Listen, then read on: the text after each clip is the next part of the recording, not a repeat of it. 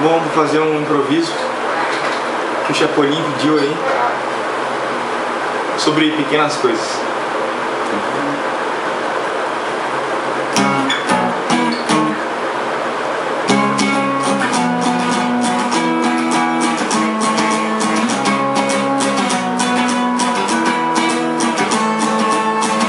Todas as pequenas coisas, verdade importa, confiança traz. Isso é o que dizia de longe, até na busca de algo mais.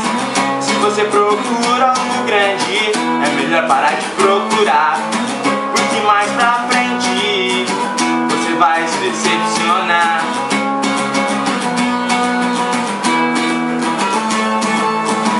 Não importa o tamanho, importa se vai satisfazer.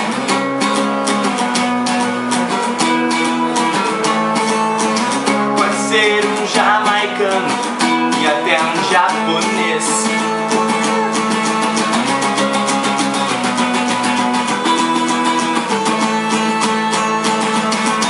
Porque você não quer se contentar com o que eu tenho a oferecer.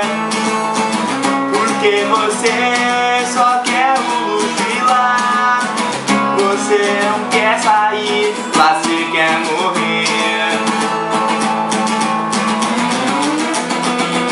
Você pode muito bem observar que muitas coisas que o mundo tem não dá pra confiar. Se você oferecer pra mim duas notas de 100 ou 1000, errei.